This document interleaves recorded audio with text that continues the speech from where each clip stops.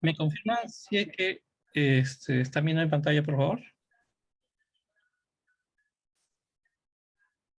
Sí se puede ver. Sí, gracias. Sí, la clase va a estar grabada, así que no hay inconveniente por ese lado. Bueno, vamos a empezar con la sesión. Mi nombre es Roberto Sotomayor, como dijo Rodrigo. Pertenezco al Hub de Información. Y vamos a empezar con, le voy a presentar primero una PPT, algunas partes, y en otros momentos nos vamos a saltear a la parte práctica, que va a ser lo más interesante, ¿no? Este segundo curso es evaluación de los resultados de la búsqueda de información, ¿no? Que está dentro de el módulo de evaluación de datos, información y contenidos digitales, que seguramente ya muchos de ustedes han empezado. Quería empezar un poco explicándoles algunas cosas interesantes, ¿no? Por ejemplo, no hace mucho tiempo, en realidad a partir de julio-agosto de este año, ocurrió un hecho bastante importante. Hay una investigación del año 2006, que justamente lo hizo la persona que aparece ahí su imagen, y hizo una investigación sobre el Alzheimer.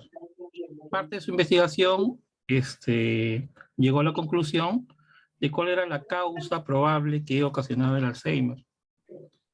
Y lo interesante de esto que durante los siguientes años, 16 años para ser exactos, hasta el 2022, muchas investigaciones, muchos trabajos de investigación, muchos artículos, mucho financiamiento, se realizó en base a esta investigación del año 2006. Y justamente a partir de la investigación de una persona externa, se llegó a descubrir este año justamente de que alguna información que ha sido base para elaborar ese artículo científico de este autor en el año 2006 era adulterada. Entonces, esta información de hace 16 años en la cual se basó un montón de investigaciones, bastantes artículos científicos que partían de la base de que este artículo era, se había hecho con rigurosidad, con bastante cuidado, y sin embargo, las últimas investigaciones denotan de que este autor había adulterado ciertas imágenes que correspondían a su trabajo de investigación. Y muchas investigaciones desde hace 16 años se basan en esta teoría, es decir, en la causa probable de lo que ocasiona el Alzheimer.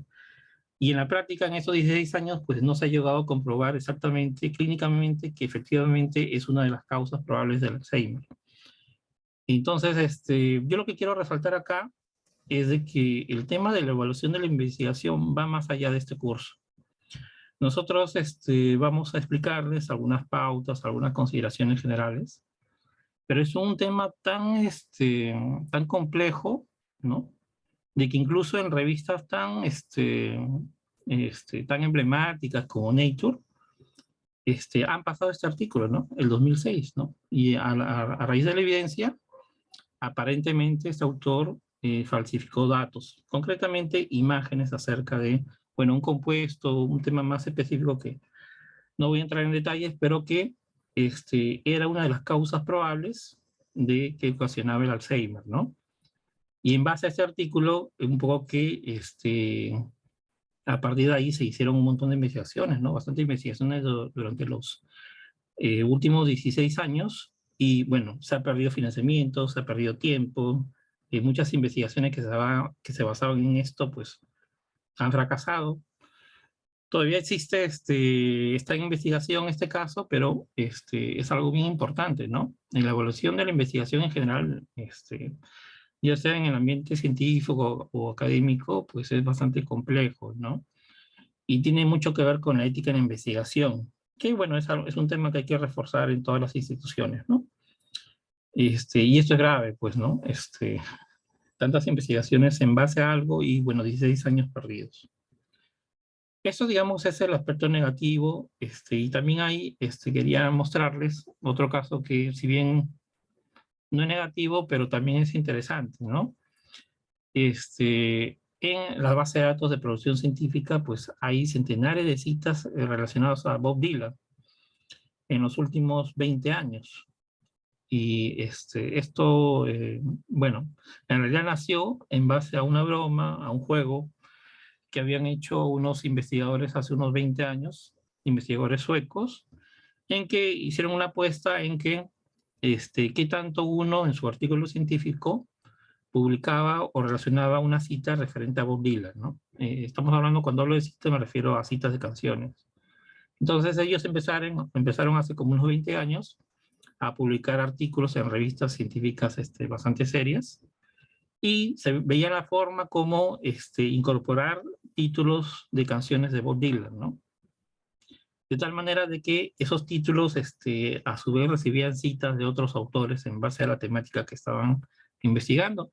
Y este juego, que empezó con 4 o 5 científicos, pues se extendió durante esos 20 años, y cuando uno hace una búsqueda de canciones de Bob Dylan en estas bases de datos rigurosas, van a encontrar una serie de artículos, bastantes artículos, ¿no?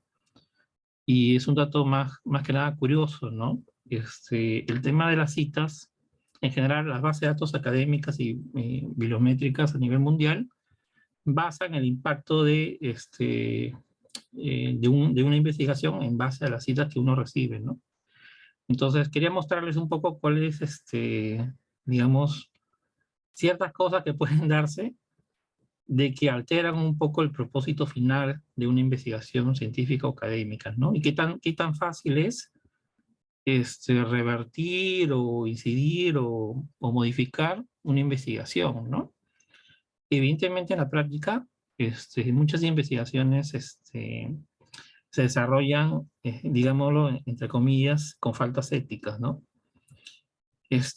Hay producción científica académica de que los autores o los investigadores envían su trabajo a revistas que llamamos revistas depredadoras, que luego les voy a explicar qué es una revista depredadora, y aún así las envían, ¿no? Porque tienen ciertos beneficios al respecto, ¿no? Hay investigaciones que realizan también que, digamos, la data que manejan no es una data fidedigna, ¿no? Y eso también lleva a cometer errores, es decir, que no se puede replicar lo que se hizo en una investigación, replicarlo en las demás, ¿no? Y bueno, tras esto hay todas unas motivaciones económicas, motivaciones personales, institucionales, etcétera, ¿no? Es un tema bastante amplio, que no mucha gente lo toca, ¿no? Pero es importante, ¿no? Entonces, la parte de la evaluación científica, o bueno, en este caso de evaluación de la información, es un tema importante. Independientemente de el lugar donde participemos, evidentemente uno puede hacer una investigación sencilla, simple, pero encontramos todo un universo de posibilidades en cuanto a la fiabilidad o la confiabilidad de la información que encontramos, ¿no? Y esto se da no solamente en las búsquedas sencillas o simples que podemos hacer nosotros en nuestro día a día, sino incluso en investigadores renombrados, en instituciones o revistas renombradas, etcétera. O sea que hay bastantes particularidades, ¿no? Un poco quería empezar con esto, que es algo que es cierto, es interesante. Y bueno, en esta sesión vamos a ver 2 puntos. Vamos a hacer o revisar la parte correspondiente al análisis de los resultados de búsqueda. Es decir, en el anterior curso nosotros nos preocupamos un poco en cómo hacer una búsqueda, ¿no? Partiendo de nuestros términos de búsqueda, de una exploración de la temática que nos interesa, y un poco de las fuentes que podemos recurrir o dónde buscar información. Y bueno, ahora tenemos resultados. ¿Qué hacemos con los resultados?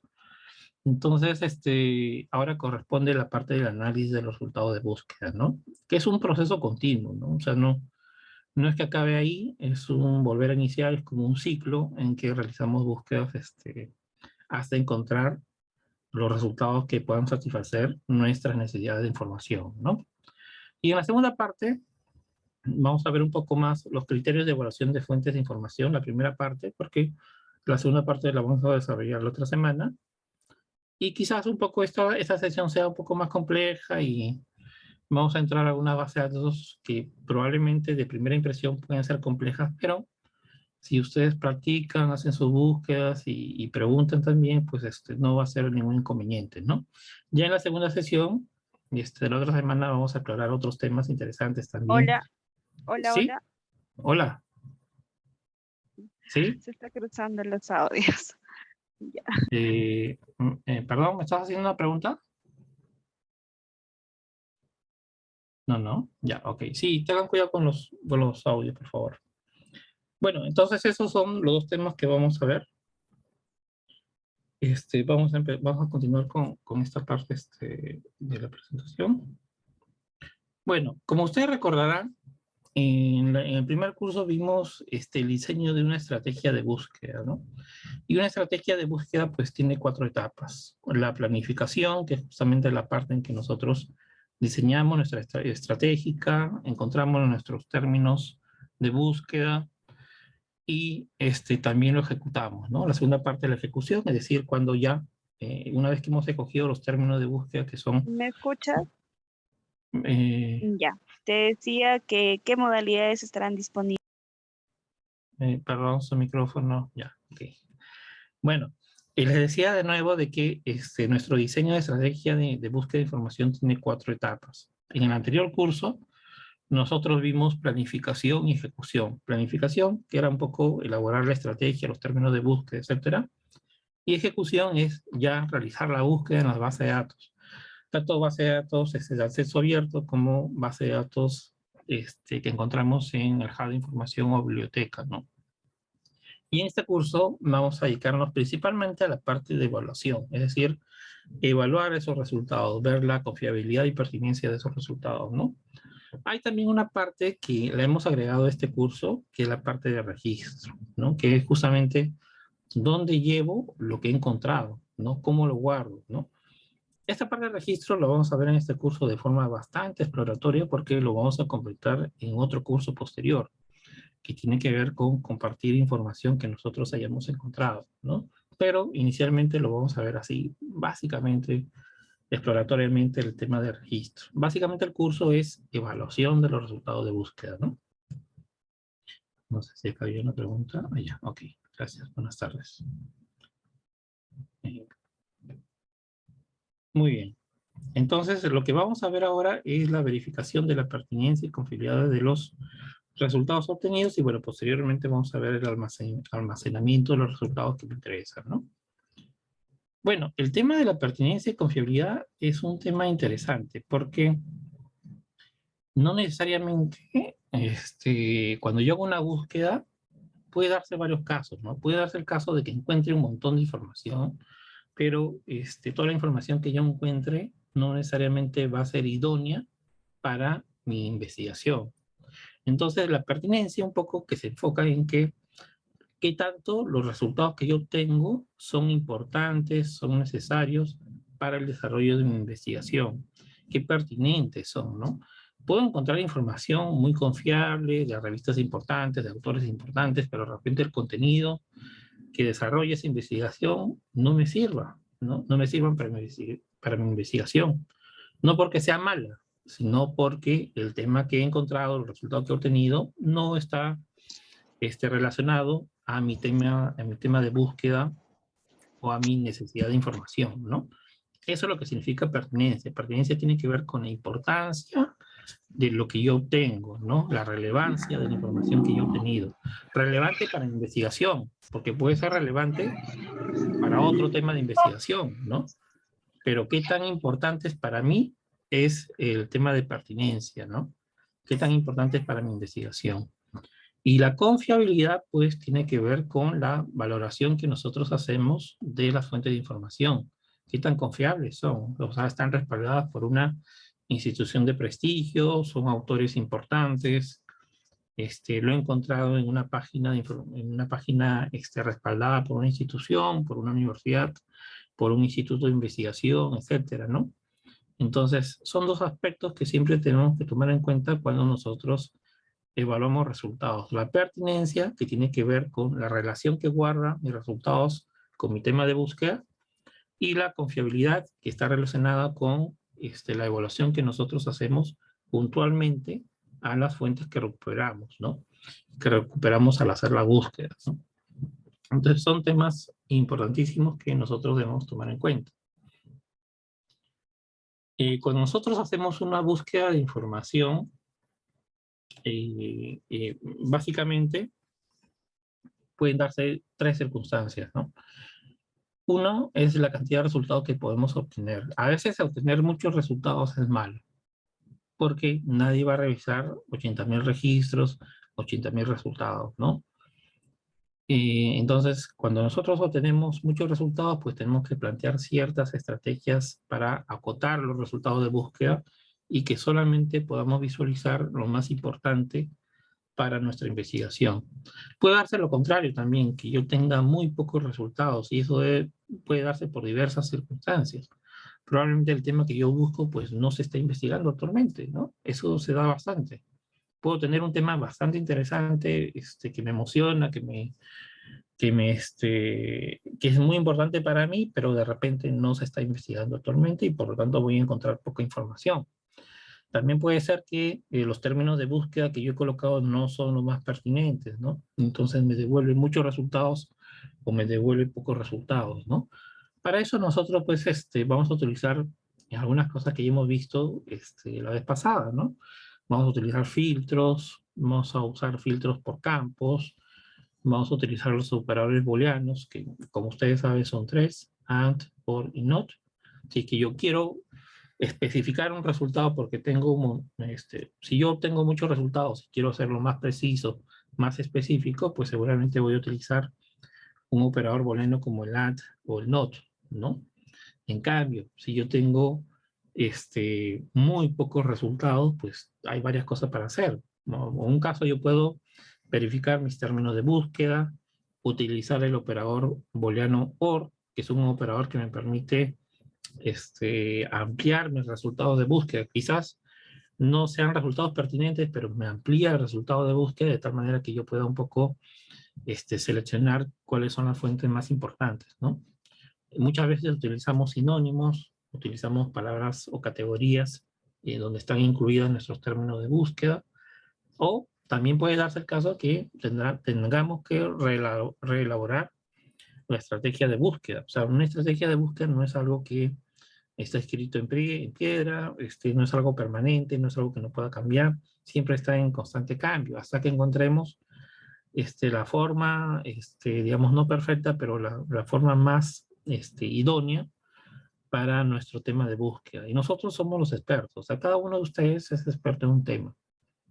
Cada uno de ustedes va a evaluar los resultados que obtiene y va a encontrar las categorías, los términos de búsqueda o las palabras que sean más pertinentes.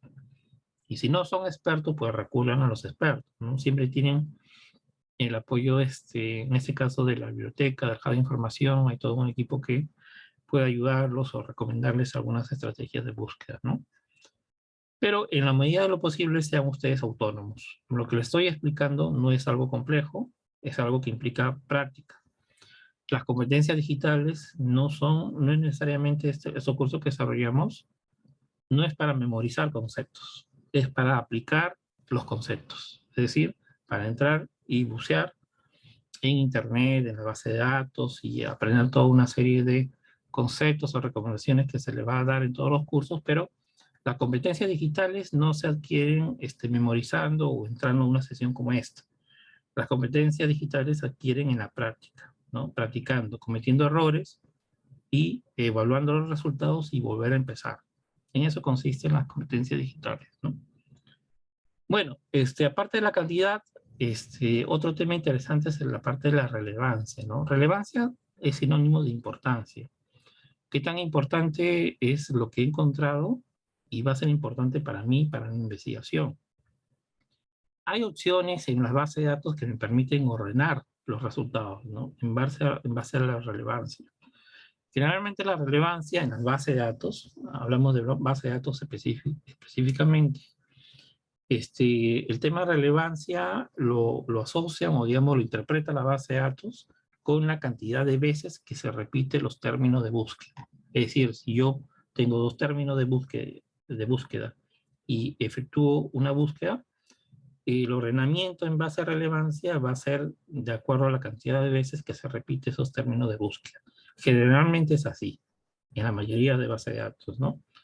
Y esa es una forma en que nosotros podemos, si tengo 1000 resultados, pues lo ordeno por relevancia, y me van a aparecer en primer orden los resultados que van a ser probablemente más importantes para la investigación. Hay otras cosas que tenemos que tomar en cuenta. Por ejemplo, cuando nosotros encontramos un resultado, debemos ver con detenimiento el registro. En el registro están los datos de la investigación, los llamados también metadatos, ¿no? Tenemos el título, tenemos el resumen, tenemos las palabras clave, tenemos la referencia del autor, etcétera, ¿no? Entonces, los metadatos, es decir, el registro que nosotros vemos de una investigación, nos van a dar luces de la relevancia de ese documento para mi investigación, ¿no? Y evidentemente también tengo que valorar el alcance de la investigación, es decir, el contenido que tiene la investigación que va a ser relevante para mi investigación, ¿no? Y con respecto a la calidad, pues ahí también hay diferentes criterios que nosotros vamos a revisar. En la otra sesión, el próximo viernes vamos a ver más criterios. Ahora vamos a ver unos criterios un poco enfocados de repente a la parte de los artículos científicos, ¿no? Pero hay más criterios y en realidad los criterios son muy similares. Pueden ser una noticia que aparece en un blog, puede ser un artículo científico, puede ser una página web. Los criterios varían un poco, pero en esencia son lo mismo. Nosotros debemos ver la confiabilidad de la fuente en base a quién está produciendo esa información, ¿no? O quién me la está compartiendo. Yo tengo que hacer una evaluación de la página que me está compartiendo la información, del autor que me está compartiendo la información, y toda la información que yo tenga disponible en esa web, en esa página o en ese artículo me va a servir como insumo para yo tomar una decisión si es que un artículo es relevante, no solamente en pertinencia, sino también en calidad de la fuente, ¿no? O sea, lo que debemos determinar al final es si es que el resultado que nosotros obtenemos es de calidad para mi investigación, ¿no? Y no solamente para investigación, pero calidad en sí mismo, ¿no? Y vamos a ver en esta parte del curso algunas particularidades. También existe la llamada revistas depredadoras, que vamos a ver un poco casi al final de esta sesión, ¿no? Entonces, nosotros nos vamos a enfocar hoy día básicamente a búsquedas dentro de dos recursos. Esos recursos ustedes tienen disponible por la suscripción que tiene la universidad en base de datos como Scopus y Web of Science.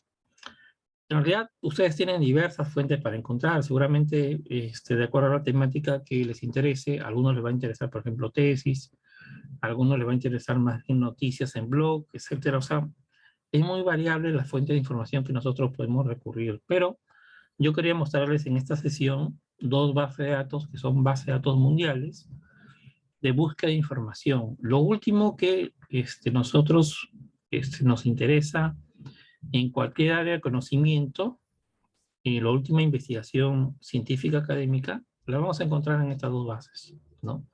En Scopus y Web of Science. Son las dos más grandes de bases de datos referenciales a nivel mundial, y ambas las tenemos nosotros en suscripción en la universidad o instituto, ¿no? Entonces, esas bases de datos, Scopus y Web of Science, son bases de datos, como les había dicho, bibliométricas, referenciables. ¿Qué contienen? Contienen un resumen de la mayor cantidad de investigaciones a nivel mundial. No solamente me refiero a cantidad, sino a las revistas o libros más importantes a nivel mundial, ¿no? Ya sea el tema que nos interese, lo último que se está investigando, y me refiero a investigar específicamente, lo vamos a encontrar en Scopus o Web of Science, ¿no? Scopus es un recurso que nos brinda Elsevier. Elsevier es una institución bastante importante, una editorial bastante importante. Y en el caso de Web of Science tenemos a Clarivate, ¿no? Entonces, a nivel mundial, y ustedes se pueden dar cuenta, la mayoría de rankings de universidades a nivel mundial, que como ustedes saben son un montón, basan la información en la producción científica que provee, digamos, la universidad, que se encuentra en Scopus o en Web of Science, ¿no? Y la mayoría de investigaciones, ya sea en pregrado, en posgrado, y con mayor razón en posgrado, en la parte de doctorados, buscan información en Scopus y Web of Science, ¿no? Entonces, son recursos importantes y son recursos que ustedes tienen disponibles para cualquiera de lo que estamos en esta sesión. Entonces, son bases de datos referenciales básicamente vamos a encontrar resúmenes y vamos a encontrar relaciones entre los documentos en base a citas. En la investigación general científica académica, el tema de las citas es muy importante. Si yo cito más un autor, probablemente ese autor sea relevante en esa investigación que estoy citando, ¿no?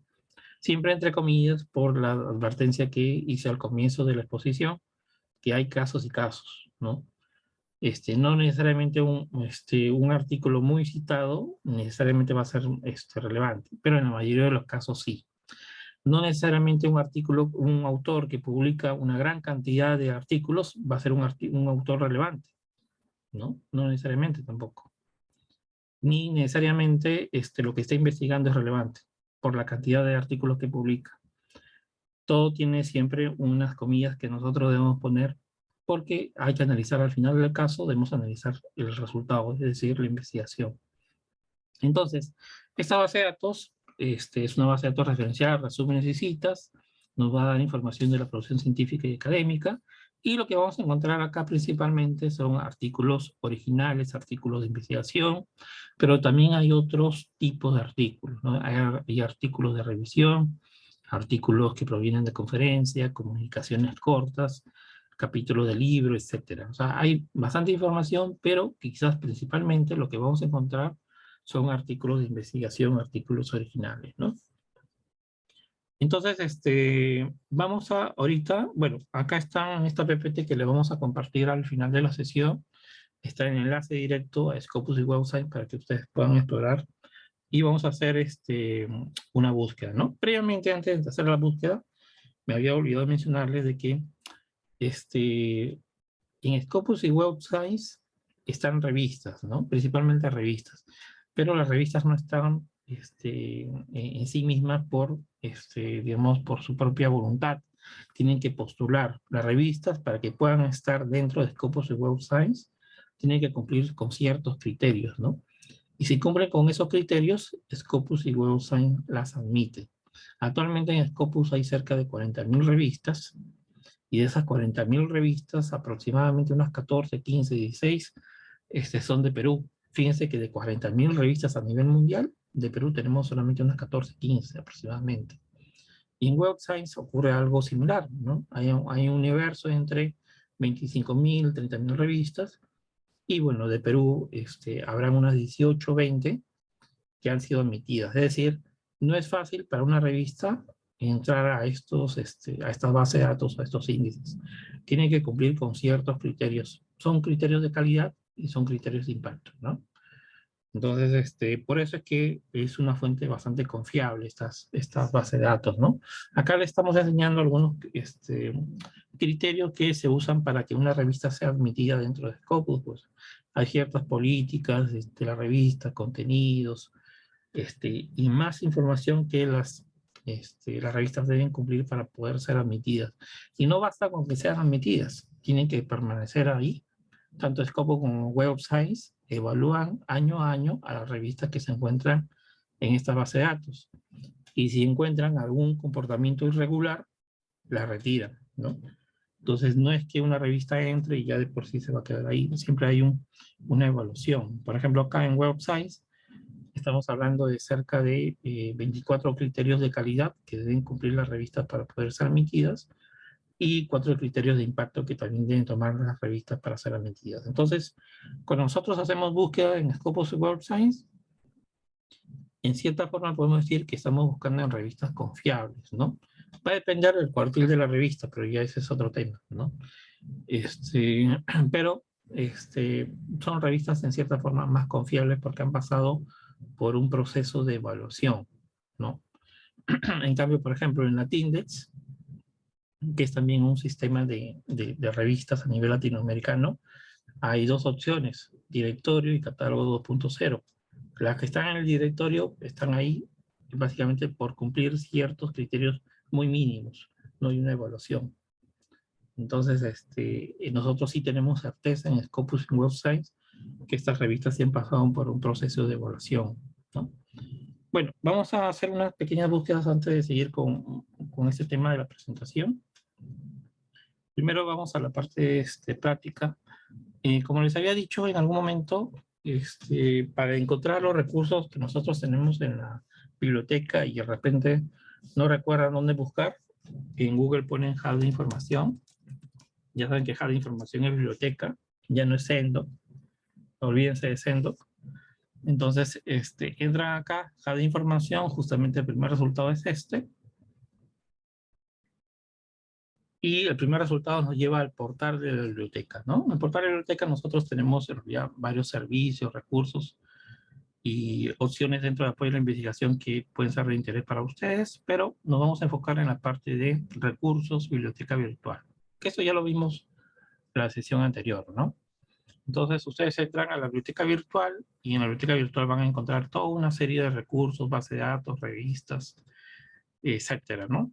Bastante información, simplemente presionan el botón cargar más y le va a seguir apareciendo revistas, bases de datos, etcétera, ¿no?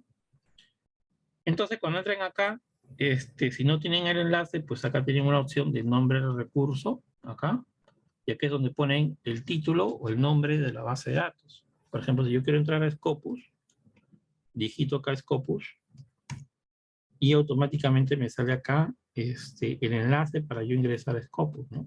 Yo entro acá, y voy a entrar a la parte de previsualización de esta base de datos. Evidentemente que cuando yo pulse en ir a recurso que está acá, me va a pedir de que valide con mi correo de la Universidad Continental. Recuerden que esos recursos son recursos suscritos por la universidad, es decir, una persona externa no puede acceder a estos recursos. Entonces ustedes ingresan por acá y van a ir justamente ahí, ¿no? Le voy a compartir este enlace por el chat. Por acá está el chat, ¿no? Acá tengo una pregunta, qué interesante. ¿Quiénes se dedican a revisar las revistas? ¿Tienen especialistas? Ya, ahorita vamos a ir a ese punto. Gracias, Daniela, por tu pregunta. Les estoy compartiendo el enlace a Scopus. Ustedes pueden entrar ahí y van a acceder a esta base de datos de Scopus. Lo mismo voy a hacer con Web of Science. Voy a entrar acá y voy a escribir, en vez de Scopus, escribo Web of Science, ¿no? Web of Science. Bueno, me salen bastantes resultados porque en realidad todos los productos que están acá pertenecen a Clarivate, pero me voy a enfocar exclusivamente a este de acá, Web of Science, ¿no? Entro ahí y ese es el enlace previo para que ustedes puedan acceder a esta base de datos importante, ¿no? Igual también se los comparto por el chat, ¿no? Ya, ok. Uy, ya tengo buenas preguntas. Ya, ahorita vamos a ver las preguntas. Ya, entonces les he compartido por el chat el enlace para que ustedes puedan hacer búsquedas dentro de Scopus, dentro de Web of Science, ¿no? No nos vamos a detener en la parte de que de repente algunos de ustedes tengan inconvenientes. Puede ser de que de repente tengan abierto su correo de Gmail personal y por lo tanto no pueden acceder. Recuerden que tienen que validarlo con su correo de la Universidad Continental. También puede depender del navegador o del dispositivo que están utilizando, pero básicamente esos son los enlaces, ¿no? Entonces, antes que se me pierda, quiero un poco contestar estas preguntas, ¿no? Acá veo dos preguntas, ¿no? Daniela nos pregunta, ¿quiénes se dedican a revisar las revistas? ¿Tienen especialistas sobre cada una de las revistas? Sí. Gracias, Daniela, por tu pregunta. En esta base de datos tipo Scopus, sí hay especialistas. Es decir, hay todo un equipo que evalúa. Hay dos formas de evaluar una revista, ¿ya? Primero, a nivel de Scopus, para que una revista sea admitida, pues hay un comité de evaluación. Y ese comité de evaluación revisa absolutamente todo de la revista para que pueda ser admitida. Segundo, dentro de la propia revista, lo que se pide es que haya revisión por pares. Revisión por pares significa de que los artículos o manuscritos que se envían a una revista deben ser revisados por un equipo de expertos en la misma temática del contenido del artículo. Eso se llama revisión por pares, es decir, revisión por especialistas de la misma temática del manuscrito que se está enviando. Eso le da mayor relevancia o mayor certidumbre de que el artículo es un artículo relevante al ser revisado por un experto. Estas revistas que están dentro de Scopus o Web of Science necesariamente tienen que tener una revisión por pares, ¿no? A eso se llama revisión por pares. Y esa revisión por pares puede ser revisión por pares a ciego simple, significa de que yo no voy a saber quién es bueno, si yo envío mi manuscrito, no voy a saber quién va a evaluar mi revista, ¿no? Pero el que va a evaluar ¿quién va a evaluar mi artículo? pero el que va a evaluar mi artículo sí me conoce a mí, o por lo menos va a conocer mi nombre. Hay otra revisión por pares que se llama a doble ciego, en que ninguno de los dos sabe quién la revisa. El que envía el artículo no sabe quién va a ser su revisor por par, y el revisor por par no sabe a quién está revisando, es decir, va a tener acceso al contenido del manuscrito, pero no va a saber quién es el autor. Generalmente las revistas apuntan para una revisión a doble ciego, así se le llama, ¿no? Entonces, con respecto a tu pregunta, Daniela, sí, estas revistas que pasan o que son indexadas dentro de Scopus o Web of Science pasan por una revisión por pares, ¿no? Una evaluación. No sé si es que se me ha colgado la pantalla. Bueno, ya, acá está el chat. Luego acá tengo otra pregunta de Yamile Patiño. Una consulta en Scopus también puedo encontrar referencia de tesis. En realidad no, Yamile. Más vas a encontrar artículos de revistas. Vas a encontrar, bueno, toda la tipología de artículos de revistas. Vas a encontrar capítulos de libros.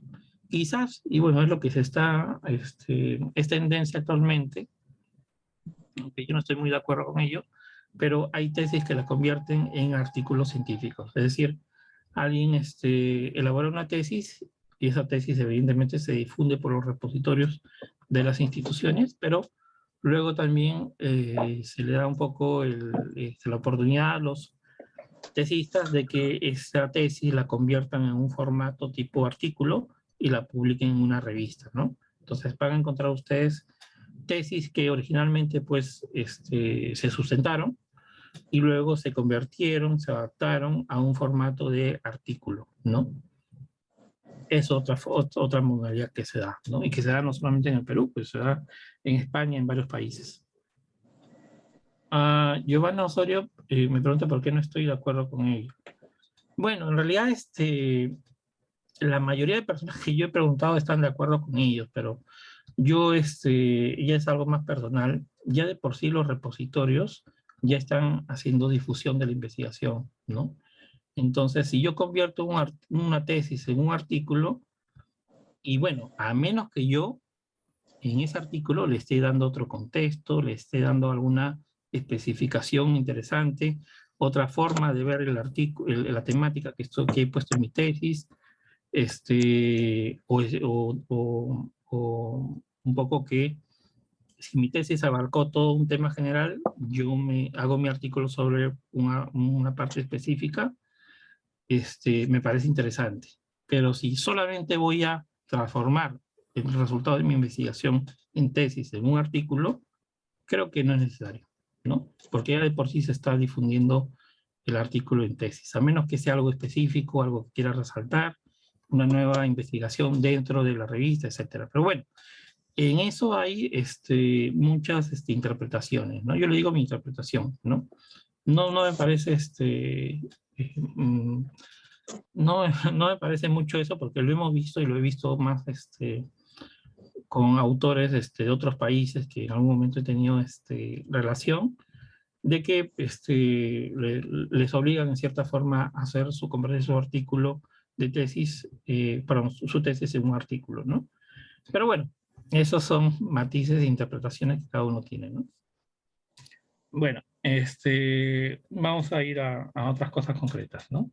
Bueno, entonces, ya les he enviado por el chat los enlaces a la base de datos de Scopus y Web of Science. No se asusten, o sea, para poder hacer búsquedas en Scopus y Web of Science, pues requieren tiempo, requieren práctica. Como les había dicho, esto es algo que es un proceso, ¿no?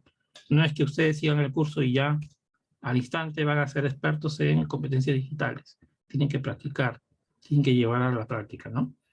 Entonces, dentro del ejemplo que nosotros conversamos, pues se habían dado varias circunstancias. Me voy a apurar un poco porque se me está acabando el tiempo, no quiero demorarme mucho con el tiempo. Acá tengo algunos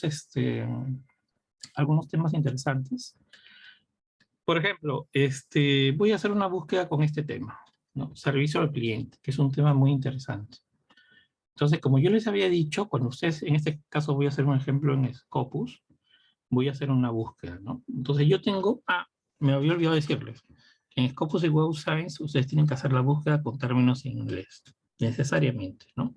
A pesar que los resultados ustedes lo puedan entender en español, porque de hecho que hay investigación en español a texto completo, pero uno de los requisitos de esta base de datos es que ustedes, o bueno, la revista que está indexada, el artículo que está incluido en la revista debe tener por lo menos el título, el resumen y las palabras clave en idioma inglés, de tal manera que nosotros podamos hacer una búsqueda global, una búsqueda general, y no perdamos resultados, ¿no? Porque si yo hago una búsqueda en español, voy a encontrar resultados, pero voy a dejar de ver otra gran cantidad de resultados, ¿no? Entonces, como les había dicho en el curso anterior, si yo busco algo, no sé, de servicio al cliente, no se olviden colocarle comillas, ¿no? Para que nos devuelvan los resultados en forma general, ¿no? Entonces yo pongo una búsqueda y fíjense la gran cantidad de resultados que hemos obtenido. 18.549 resultados, ¿no? Es bastante. Nadie va a revisar 18.549 resultados. Por lo tanto, a mi búsqueda le falta otro término más para buscar. O puedo yo especificar acá o hacerlo más específico. De repente me interesan los últimos 5 años, marco acá los últimos 5 años, y bueno, no voy a incluir 2023, así que marco 2019 y 2018, y con eso yo filtro mis resultados, ¿no? Igual no estoy bajando demasiado, porque de 18.000, ahora vemos 4.293 resultados, ¿no? Evidentemente nadie va a revisar esa cantidad de resultados, ¿no? Entonces, lo conveniente siempre es de que si ustedes tienen bastantes resultados, comiencen a acotar.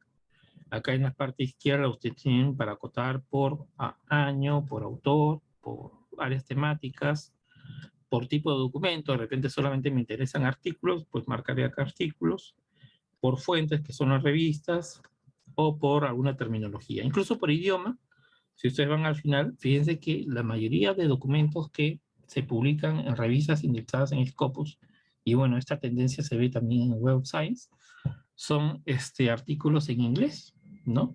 Es decir, y eso es algo que es obvio, la investigación científica académica se da más en inglés que en otros idiomas, ¿no?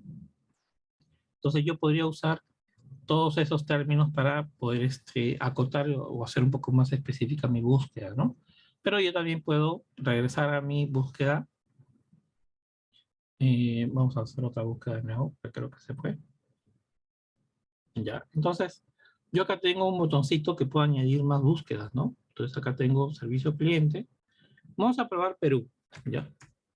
Solamente para ver si es que tenemos algún tema relacionado a servicio cliente en Perú, ¿no? Pero ustedes pueden acá ustedes pueden poner otro término de búsqueda. De repente en su investigación tienen más de una variable. Acá ponen otro término de búsqueda, ¿no?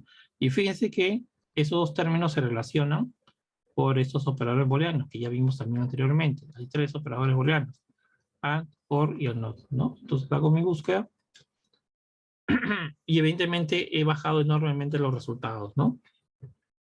Ahora, eso es en el caso de Perú, ¿no? Yo también podría optar por otros términos relacionados. Por ejemplo, acá tengo más términos. Fíjense, yo había planteado un término general de servicio al cliente, pero también tengo otros términos que yo puedo relacionarlo. Por ejemplo, calidad de servicio, ¿no? Consumidores, la industria de servicios. O sea, tengo muchas combinaciones posibles y eso también es importante. El término de búsqueda que ustedes empleen, pues no necesariamente es el único. Tienen que buscar otros sinónimos, otras categorías, ¿no? Pero de repente me interesa solamente lo que es educación superior, ¿no? Entonces regreso a mi búsqueda y ahora, aparte de poner acá servicio al cliente, voy a poner acá, en este caso, educación superior, ¿no? De preferencia, en este caso le estoy poniendo comillas. Entonces, al final de cuentas, yo lo que estoy haciendo es una búsqueda de servicio al cliente, pero orientado a la educación superior, ¿no? Por ejemplo, ¿no? Y le digo que me haga la búsqueda en el título del artículo, en el resumen palabras clave, igual acá, y estoy utilizando el operador AND, que es un operador de inclusión, ¿no? De acotamiento. Los hago buscar. Entonces, fíjense que ya reduje bastante mis términos de búsqueda a 131. De los 18.000 que habían, a 131. Quizás en la búsqueda he perdido algunos interesantes.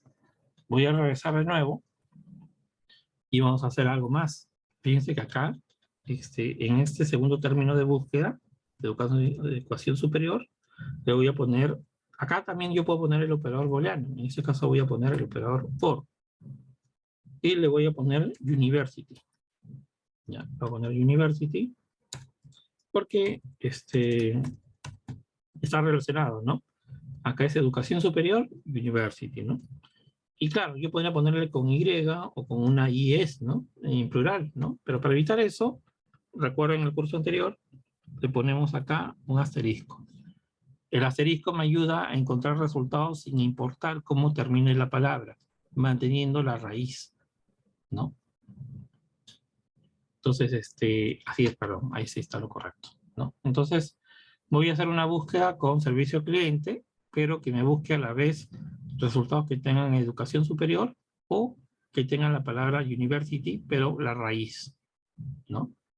Entonces voy a buscar y seguramente voy a obtener mayor cantidad de resultados. Fíjense que de 130 que obtuve, ahora tengo más, tengo 733, ¿no? Entonces, como pueden darse cuenta, es un juego de palabras. Hay que ir probando, probando hasta encontrar una estrategia de búsqueda que sea aceptable para la investigación. Otra cosa que vimos en la parte teórica es que yo puedo ordenar los resultados, ¿no? Actualmente, en ese instante, está ordenado por la cantidad de citas que recibe un artículo. Es decir, este artículo que aparece acá es el que ha recibido 1878 citas dentro de Scopus. Es decir, es un artículo importante, relevante, interesante, ¿no? Pero lo tengo ordenado por cantidad de citas. El segundo que está acá también está ordenado por 1366 citas que ha recibido. El tercero que está acá ha recibido 1313 citas. Entonces, todos los resultados están ordenados por la cantidad de citas que recibe, ¿no? Yo voy a cambiar eso. Le voy a indicar que me ordene por relevancia. ¿Se acuerdan que les había dicho? Generalmente en estas bases de datos, el ordenamiento por relevancia es de acuerdo a la cantidad de veces que se repite los términos de búsqueda en los resultados, ¿no? Entonces, cuando yo marco ordeno por relevancia, me va a presentar seguramente los artículos que son más importantes, más relevantes para mi investigación, ¿no? En primer orden, independientemente del año, ¿no? Entonces, eso también es algo que nos puede ayudar para encontrar fuentes de información pertinentes. Es decir, no necesariamente voy a revisar 733 documentos. Si lo ordeno por relevancia, quizás acá ya encuentre los resultados que me interesen, en los primeros resultados, ¿no? Acá creo que hay preguntas. Ya. Gracias, Johanna.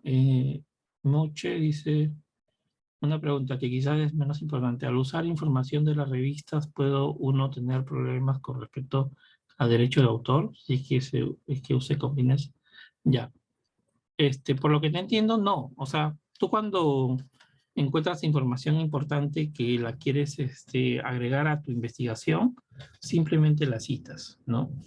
Esto quizás lo vamos a ver en otro curso, pero el tema de la citación es importante. O sea, todo lo que ustedes encuentren, que no son ideas que ustedes mismos han obtenido, o han elaborado, o han producido, y que corresponden a otros autores, ustedes tienen que evidenciar eso a través de una cita, ¿no? Y eso es importante, porque como universidad, y como mayor razón como universidad, nosotros estamos en contra del plagio, ¿no? Plagio cuando nos atribuimos ideas de otros autores, ¿no? No solamente ideas, también hay software u otro tipo de elementos, pero en general nos apropiamos de algo que pertenece a otra persona, ¿no? Entonces, por eso es importante la citación, ¿no? Entonces, no hay inconveniente con eso. Ustedes cuando elaboren un documento que tienen que presentar o elaboren una investigación, siempre tienen que citar las fuentes de donde han obtenido esa información, ¿no? Eso lo vamos a ver un poco más en otro curso, ¿no? En otro curso posterior. Luego creo que acá había otra pregunta, ya. Paul Juan dice, or college, que es otro, claro, muy bien Paul, sí, efectivamente. En el idioma inglés también, universidades también son los college, ¿no? Muy bien.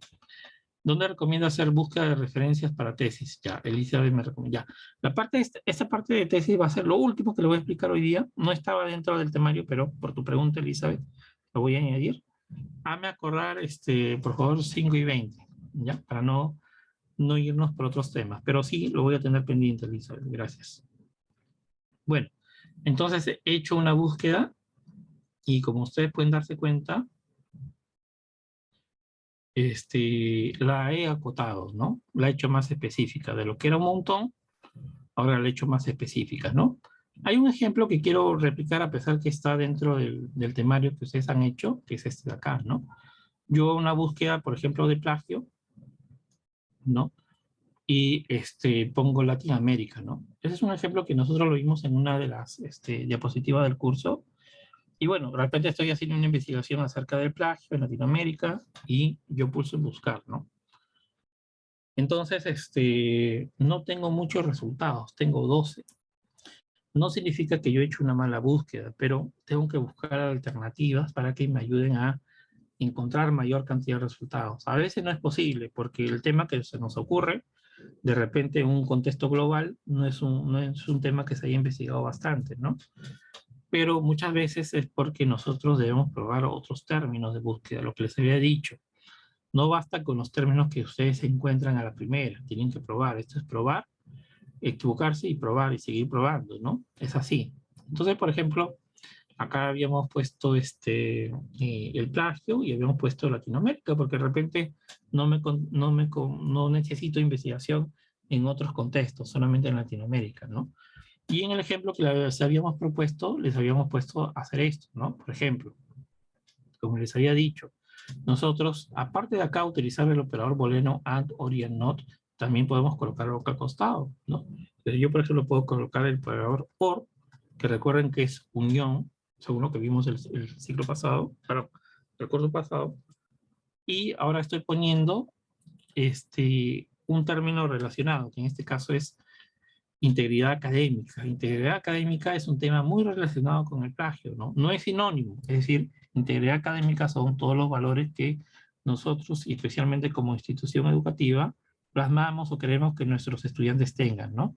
Está la honestidad, el respeto por las ideas o los derechos de otras personas, y toda una serie de valores, ¿no? Entonces, es algo relacionado con el tema del plagio, ¿no? Porque cuando hablamos de integridad académica, definitivamente vamos a ver el tema del plagio también, ¿no? Entonces, yo por eso pongo el OR. Estoy poniendo una categoría adicional para obtener mis resultados. Latinoamérica, yo podría poner, por ejemplo, Perú, ¿no? Como les había dicho anteriormente, no interesa que ustedes pongan con mayúscula, con tilde, no es algo relevante en esta base de datos, pero ustedes pueden poner así, ¿no? Pueden poner, no sé, Colombia. En vez de poner Latinoamérica, yo podría especificar por países, ¿no? Colombia, acá pongo, por ejemplo, Bolivia, ¿no? Bolivia. Y en vez de hacer una búsqueda por Latinoamérica, es decir, por el término Latinoamérica, estoy haciendo una búsqueda por los países indistintamente, ¿no? Y podría poner todos los países de Latinoamérica, no hay problema. La base de datos admite esa búsqueda. Solamente tomen en cuenta que en algunos países, por la traducción al inglés, por ejemplo, en el caso de Brasil, en español es con S, ¿no? Pero en inglés es con Z. Para evitar ese problema, ponemos un operador que les expliqué el curso pasado, que es este de acá, el del signo de interrogación. No importa que ahí haya una Z o haya una S, igual nos va a devolver todos los resultados completos, ¿no? Y acá puedo seguir poniendo más, ¿no? Otros países más, ¿no? Por ejemplo, Ecuador, ¿no? Entonces, lo que quiero explicarles en este ejemplo es de que cuando tengamos pocos resultados, busquemos palabras similares, busquemos sinónimos, busquemos categorías más amplias que de repente contengan el término que yo estoy buscando.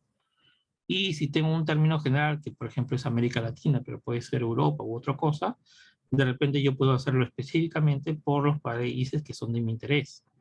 Y al utilizar este operador booleano OR, yo lo que estoy diciendo a la base de datos, búscame este término o búscame este de acá. Acá abajo yo le estoy diciendo, búscame este término, o búscame este, o búscame este, o búscame este, así con sus dos terminaciones, o sea, con sus dos opciones de nombre, tanto con Z con S, o Ecuador, o algún otro. Entonces, este operador OR es un operador de unión. ¿no?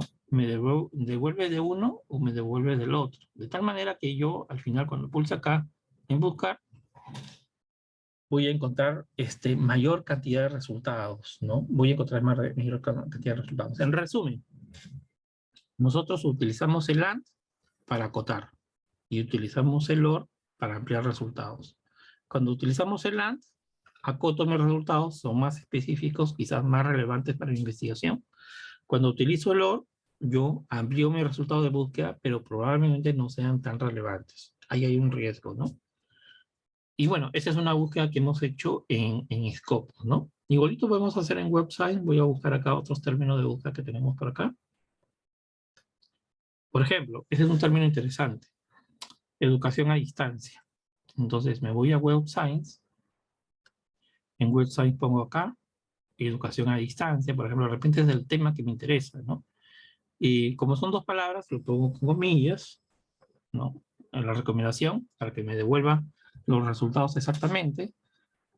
Cuando dice topic, se refiere, fíjense que la ventaja de website, cuando ustedes marcan alguna de estas opciones, les explica cómo va a ser la búsqueda. Por ejemplo, si yo marco topic, la base de datos lo va a interpretar como que está haciendo la búsqueda en el título, en el resumen y en las palabras clave, ¿no? Por eso generalmente cuando hacemos la búsqueda mantenemos la palabra topic, ¿no? Entonces, si yo hago una búsqueda así simple en educación a distancia, fíjense la cantidad de resultados que obtengo. Obtengo 5.867 resultados. Es bastante. Es un número enorme. Y también acá, al igual que en Scopus, me permite acotar, ¿no? Me permite acotar por tipo de artículos, si son artículos que son altamente citados, por ejemplo, ¿no? Por áreas temáticas, por años, por tipo de artículo, ¿no? Por áreas temáticas generales, por afiliación, etcétera, ¿no?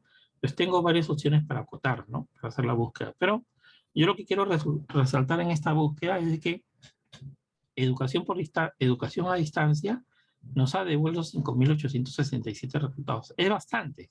Sin embargo, el término de educación a distancia para lo que corresponde a búsqueda de información no es el término más apropiado para hacer las búsquedas. ¿Por qué? Porque hay otro término que actualmente está más relacionado con esto. Fíjense que si yo hago la búsqueda, por ejemplo, con e-learning, que es realmente lo mismo, ¿no? Educación a distancia, e-learning es muy parecido, muy semejante. Entonces, cuando me voy a esta base de datos y hago esta búsqueda así, e-learning, voy a encontrar seguramente, veamos, mayor cantidad de resultados, ¿no? Más del doble de resultados. Entonces, estos resultados que hemos colocado acá, o esos términos de búsqueda, e-learning o educación a distancia, son muy similares, pero para mi investigación, o sea, para obtener mayor cantidad de resultados, e-learning es más apropiado. Eso suele ocurrir en las búsquedas. A veces yo tengo una idea de una traducción de un término, o creo que ese es el término más apropiado para buscar. Sin embargo, cuando exploro e indago más, encuentro que hay otro término que me va a devolver mayor cantidad de resultados, porque es un término que más se utiliza en la investigación sobre un tema particular. Eso solamente lo pueden discernir ustedes en las áreas que son expertos, ¿no? ¿Qué términos pueden utilizar? Hay otros términos relacionados, como pueden ver acá, ¿no? Podemos poner online learning, ¿no? Y otras opciones más, ¿no? Entonces ustedes pueden combinar todas estas formas de hacer búsqueda. ¿Cómo lo podría combinar? Por ejemplo, si me interesa este de acá, Blended Learning, por ejemplo, me voy acá, y acá también puedo hacer lo mismo, ¿no? Pongo acá e-learning, acá le pongo el OR, y acá pongo Blended Learning. Entonces, como ustedes saben, el OR, ya les he explicado hace un rato, le va a ampliar los términos de búsqueda, mucho más, ¿no?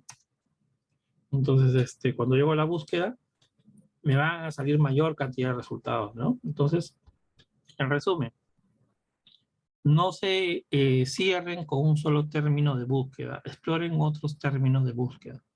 Y ustedes son los expertos en esa temática que les interesa, ustedes van a encontrar los otros términos de búsqueda, ¿no? Y recuerden el tema de los operadores booleanos. Tanto yo lo puedo poner acá, ¿no? Si quiero vincular más de una palabra, ¿no es cierto? Pero también lo puedo colocar en la misma línea. acá está el oro, ¿no? De tal manera que me devuelva mayor cantidad de resultados, ¿no? Bueno, entonces, esta es una parte muy importante de la evaluación. Me voy a ir a regresar a la PPT. ¿Y tienen alguna pregunta? Bueno, ya me han respondido, me han mostrado algunas preguntas. ¿Actualmente tienen alguna pregunta más? A ver, vamos a ver. Ah, ya. Esta de tesis la vamos a ver ahorita, Elizabeth, ¿no? Ok, ya. Vamos avanzando para que no nos gane el tiempo. Bueno, vamos a ver esta parte de acá.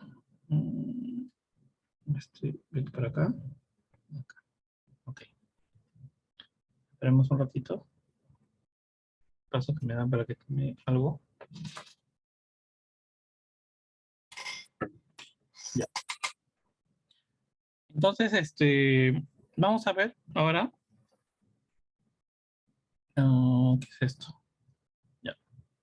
Vamos a ver por acá. Bueno, criterios de evaluación de fuentes, ¿no? Como yo les había dicho, y eso es importante, no todo lo que encontremos, así sean fuentes confiables, van a ser relevantes para nuestra investigación, ¿no? Relevante me refiero a que son pertinentes, es decir, que son importantes para la investigación. Puede ser que sea una revista muy importante, que sea un autor relevante, puede ser que el artículo que haya encontrado es un artículo top a nivel mundial, pero es importante para mi investigación. Eso es lo que ustedes tienen que preguntarse, ¿no?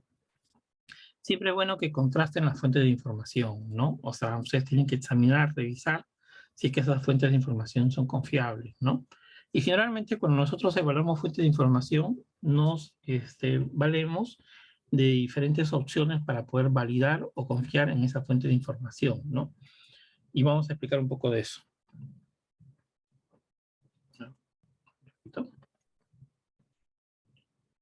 Ya. Bueno, en la parte de evaluación por tipo de fuentes, hay varios tipos de fuentes, ¿no? En la próxima clase nos vamos a dedicar a fuentes generales en Internet y también a los fake news. Pero en esta oportunidad, en esta clase, de lo que queda del tiempo, vamos a ver fuentes de información tradicionales rápidamente. Las fuentes de información tradicionales son las fuentes de información que normalmente nosotros encontramos, por ejemplo, en las bibliotecas. Cuando vamos a una biblioteca, pues si es una biblioteca de estantería abierta, yo voy a poder ingresar, voy a buscar los libros, como están catalogados, están ordenados por temas, y yo puedo encontrar esos libros, ¿no? Esos libros han pasado por un proceso de revisión. Han pasado por un proceso de revisión tanto de bibliotecólogos, que han revisado y han validado esa información, que esos libros pertenecen a editoriales importantes, que son libros que han sido recomendados por docentes, que son libros que son necesarios o son bibliografía básica para algunos cursos en la universidad, ya que estamos... M. Jeremías, ¿por qué no aparece esto? Perdón, su micrófono, por favor. Ya. Entonces, hay ciertas fuentes de información tradicionales que nosotros generalmente la hemos visto en forma impresa, libros, revistas, tesis, etc. Y en el caso de libros o revistas, pues sí sí pasan por un proceso interno de revisión, es decir, cuando la biblioteca compra un libro, pues compra un libro de una editorial importante, de una editorial reconocida, especialmente en el mundo académico. Estamos hablando de Cengage, McGraw-Hill, Pearson, por poner algunas, hay muchísimas más. Los profesores de los cursos recomiendan bibliografía, es decir, ellos avalan de que esta fuente de información es importante para el desarrollo de un curso, etc. Es decir, hay cierta cantidad de fuentes de información tradicionales que de repente no, de nuestra parte como usuarios, nosotros no vamos a evaluar, ¿no? Porque está seleccionado por un área académica, está revisado o curado por bibliotecólogos o es recomendado por las direcciones académicas, ¿no? En general, estas son fuentes tradicionales de información, ¿no? Pero también tenemos fuentes de información de revistas académicas y científicas, ¿no? Estas revistas, estas fuentes de información de revistas académicas, generalmente lo podemos ver a través de 3 puntos o 3, digamos, aristas, ¿no? Cuando nosotros evaluamos una fuente de información, debemos tomar en cuenta primero la revista, ¿no? Si esa revista tiene una evaluación por pares, como hemos comentado anteriormente, es decir, que un experto en el tema del manuscrito, del artículo, es un experto en ese tema y por lo tanto valida que ese artículo se publique en la revista. Se pasa por una revisión por pares, ¿no? Y esta revista evidentemente tiene que tener otros criterios o otras, u otras condiciones para ser considerada una revista académica confiable. También nosotros hacemos una evaluación del autor, ¿no? Si yo encuentro un autor interesante, pues podría averiguar.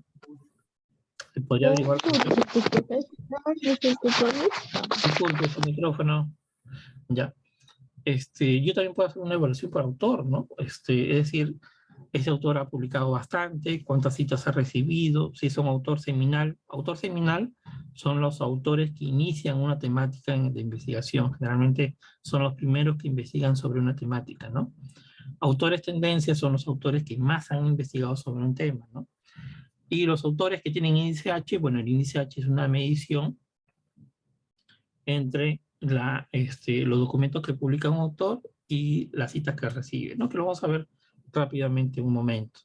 Y aparte de lo propio que pueda tener una revista o los propios requisitos que tiene que tener una revista y las propias consideraciones que debemos tener con un autor, también las revistas pasan por una revisión a través de estas bases de datos globales, ¿no? Por ejemplo, Scopus y Web of Science. Esas bases de datos, como les había dicho al inicio, hacen una evaluación por la calidad de las revistas, por el impacto, y el impacto es medido generalmente por la cita que recibe. Hay diversos índices que nos permiten evaluar esta información. Tenemos el factor de impacto que se utiliza en Web of Science y el SJR que se utiliza en Scopus generalmente, ¿no?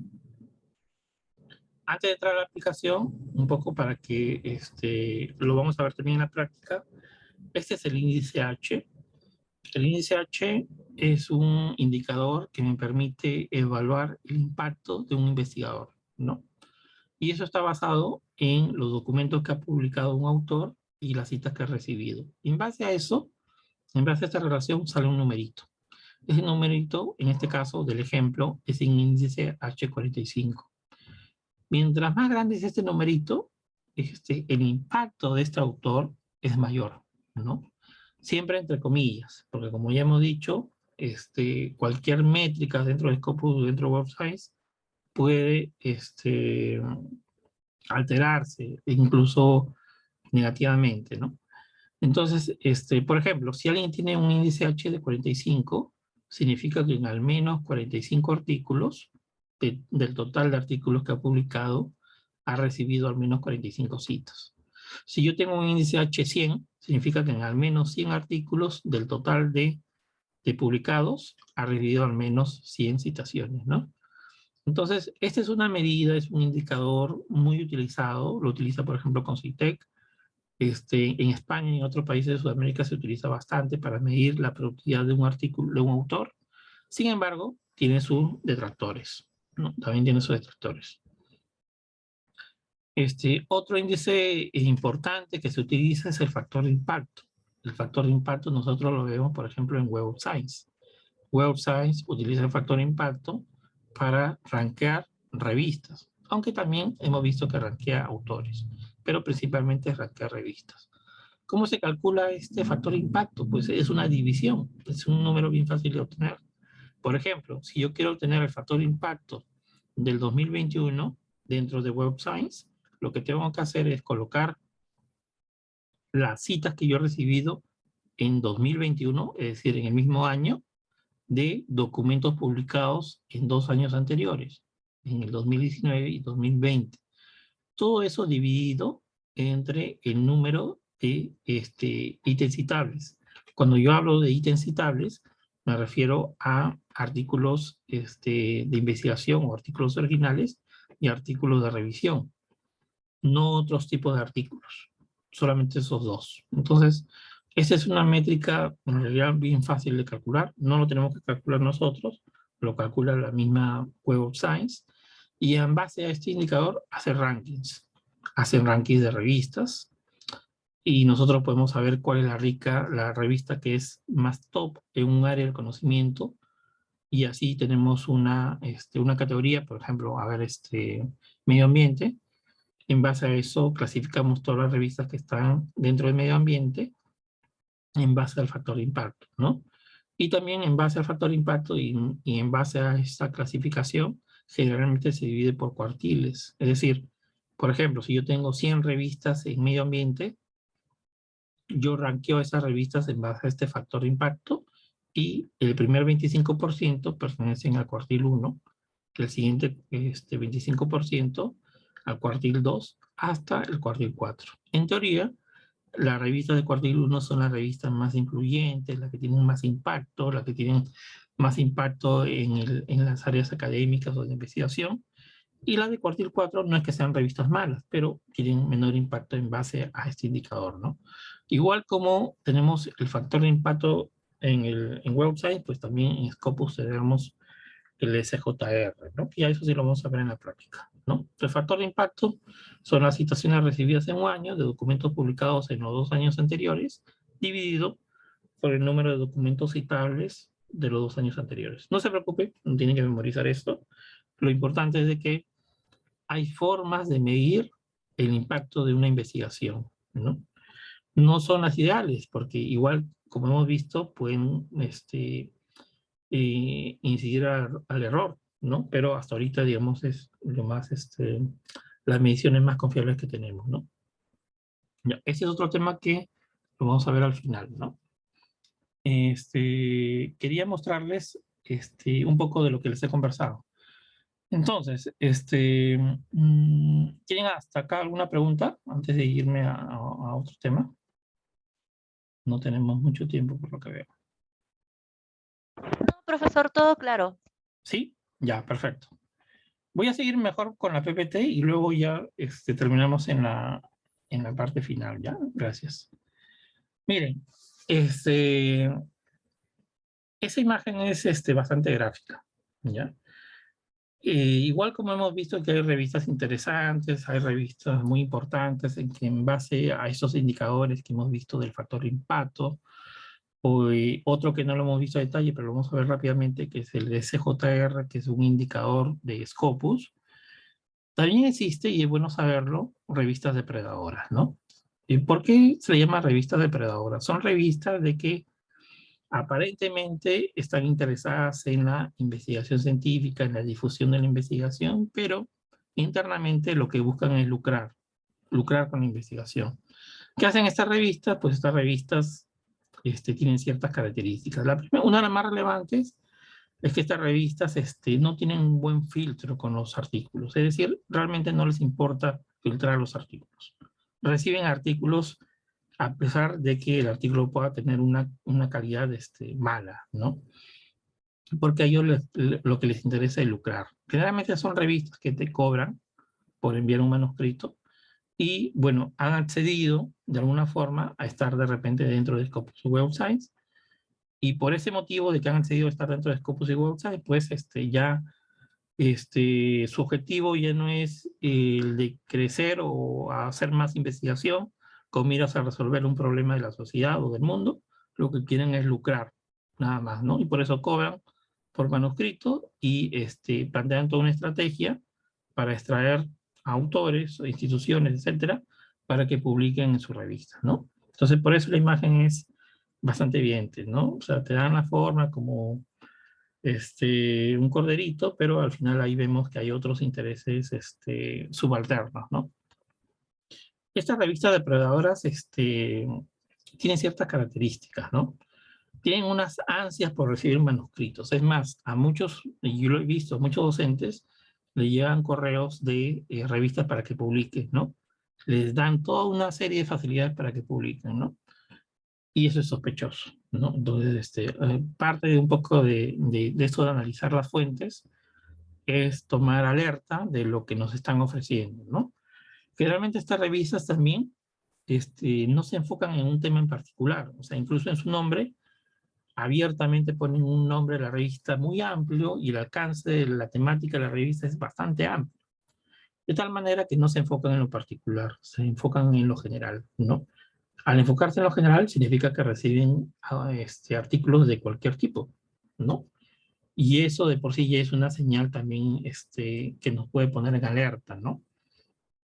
A veces la información que colocan de editoriales, perdón, de expertos o o comité de revisores por pares, no es comprobable, ¿no? Podemos encontrar a veces revistas en que el cuerpo editorial pone sus correos personales, cuando deberían colocar correos institucionales, ¿no?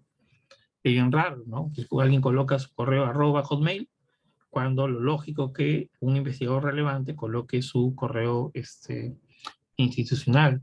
No explican en la página web necesariamente todos los procesos que llevan a cabo para la admisión de un manuscrito, ¿no? Generalmente en los artículos encontramos también redacción mala, ortografía mala, la calidad de la imagen mala. En la página web encontramos publicación exagerada, que generalmente una revista científica, académica de prestigio, no excede en publicidad en su página web. Entonces, ya de por sí yo voy a tener una sospecha con la publicidad que encuentro en esta página, ¿no? También estas revistas depredadoras publican métricas incorrectas, métricas alteradas, métricas que nos inducen al error. A veces, y bueno, yo he visto un montón de casos con docentes y estudiantes que vienen alegres e indican que han publicado una revista y la revista en su página web indica que esa revista se indexa en Scopus, en Web of Science. Cuando vamos y buscamos en Scopus y Web of Science, esas revistas ya no se están indexando, ¿no? Entonces vemos que también hay métricas o publicidad errónea. Estas revistas también tienen la particularidad de que son aceptadas inmediatamente. Ustedes envían su manuscrito y el mail ya está aceptado, ¿no? Y muchas veces estas revistas no tienen un respaldo académico de una institución de prestigio, ¿no? Entonces, estas son algunas alertas que nosotros debemos tener. Generalmente, sí entiendo que va más para los que publican un artículo, pero quiero que vean el contexto general. El contexto general es de que no todo lo que encontramos en Internet es cierto, incluso en revistas científicas y académicas. No necesariamente lo que sea en revistas científicas académicas es de calidad. Hay todos los matices. Incluso revistas que están en Scopus y Web of Science. Cuando Scopus y Web of Science detectan un comportamiento así errado de esta revista, porque estas revistas también lo que hacen es, reciben de todo. La revista puede ser de filosofía y veo que recibe artículos de administración. ¿Qué hace un David, artículo de ¿me administración en una escucha? revista de filosofía? No tiene nada que Buenas ver, pero tardes, lo Miss. recibe. Por favor, seleccione la opción subcomponentes. Eh, Listo. Ahora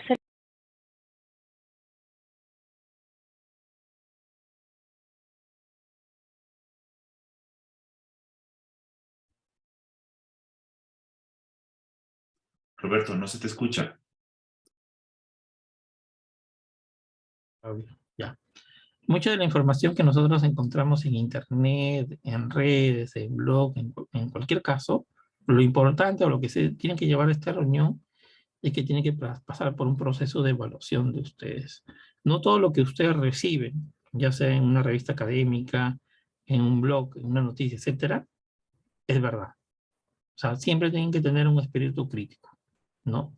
Contrastar la información que reciben. Y eso lo vamos a ver más en otra sesión. Acá estamos poniendo el ejemplo de revistas depredadoras, que es algo que es real, que no se habla mucho, pero existe, ¿no? Y es algo muy importante que a tomar en cuenta, ¿no? No sé si hay acá... bueno, ahí están pasando la asistencia. Ya. Norma arriba nos dice cuáles son las revistas. Ya, ok. Uy, ya. Tengo 2 consultas para resolver. ¿Y cuánto tiempo tengo?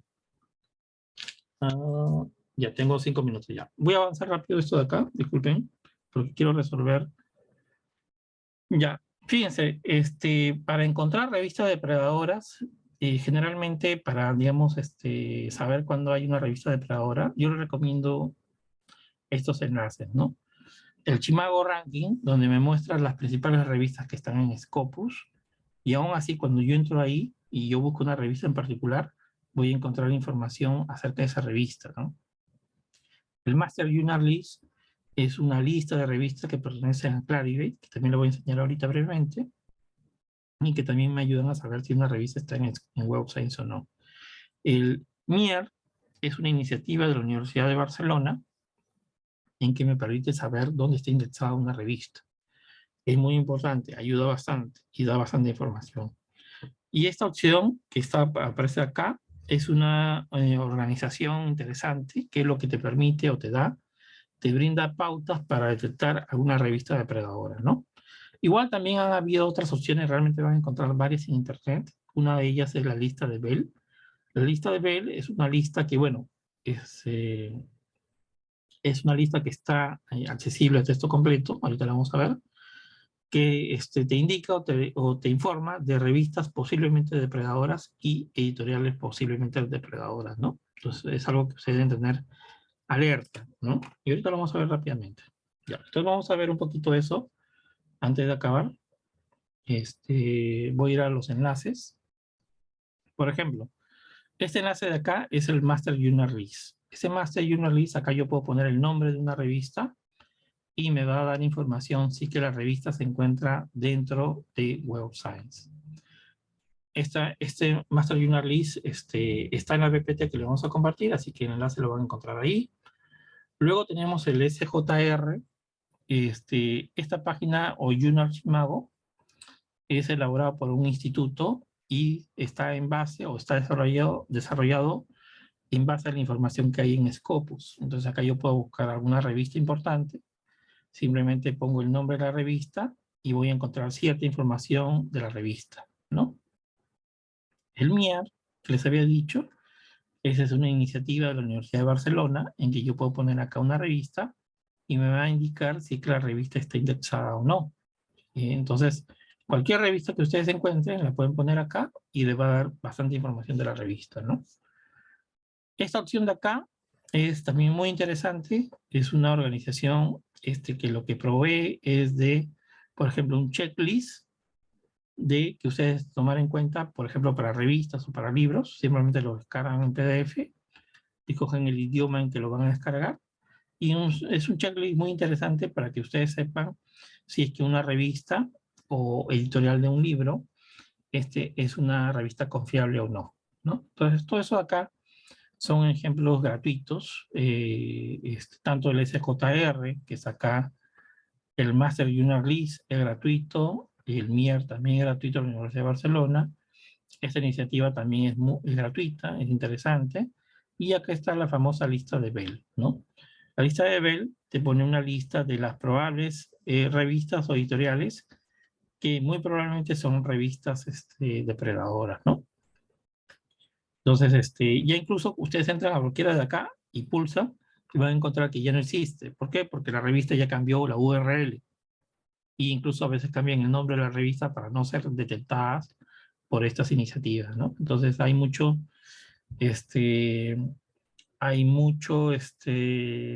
¿cómo puedo decirle? Como que terreno por parte de estas instituciones, o bueno, editoriales o revistas que se camuflan muy bien, ¿no? Y se esconden para no ser detectadas, ¿no? Y por una pregunta que me compartieron hace un rato, me preguntaron por las tesis. Fíjense, yo lo que les recomiendo con las tesis, hay varias cosas, ya lo vimos en las sesiones pasadas, ¿no? Ustedes pueden buscar en Renati, ¿no? Que es la página que recopila información de SUNEDU, es decir, de todas las universidades. Ustedes pueden hacer una búsqueda y encuentran tesis de todas las universidades de Perú. Si gustan, pueden buscar en la referencia, que también ya lo vimos la vez pasada, pero eso no voy a ahondar, la referencia. Que la referencia es una institución que se conecta con varios nodos por países y hace una búsqueda global, ¿no? Hasta en 12 países. Hay tesis doctorales, tesis de maestría, etcétera. Es bastante amplio, ¿no? Pero, no recuerdo si esto les expliqué la vez pasada, pero yo sí lo recomiendo. Por ejemplo, cuando yo hago una búsqueda en Google avanzado, bueno, también lo puedo hacer en Google académico, ¿no? Pero a veces yo no me voy al académico, me voy al avanzado. ¿Por qué me voy al avanzado? Porque me permite hacer algunas cosas. Por ejemplo, vamos a buscar algunos de los términos que tengo acá.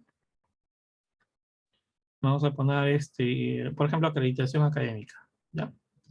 Entonces voy a Google y ya de por sí en la búsqueda avanzada, que es esto de acá, yo puedo poner acá donde dice estas palabras o frase exacta y escribo acá, ya de por sí Google lo va a interpretar como que tiene comillas. Eso ya lo vimos la vez pasada.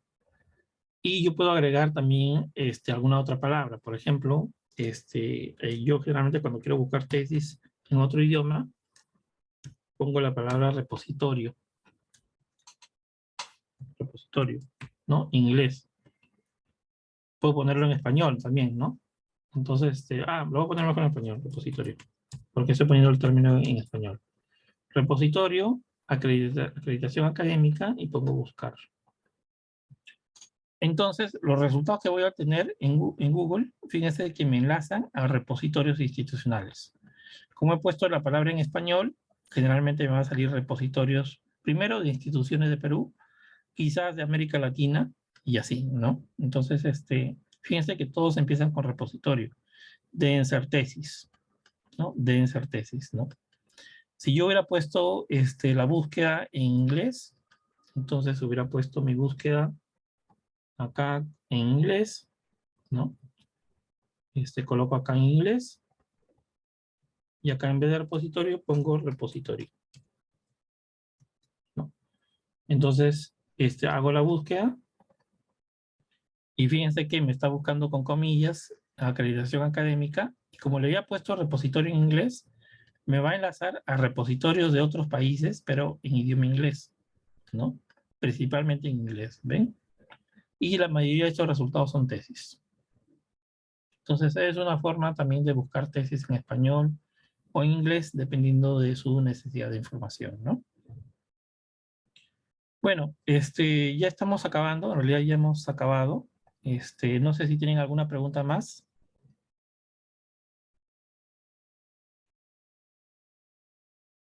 Creo que ya hemos respondido todos.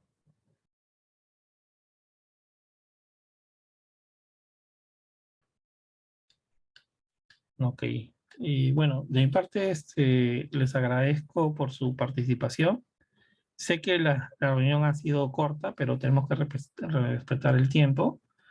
Y bueno, muchas gracias por su participación. Espero poder haberles ayudado, y nos encontramos la siguiente semana, ¿no? Muchas gracias, profesor. Gracias a ustedes.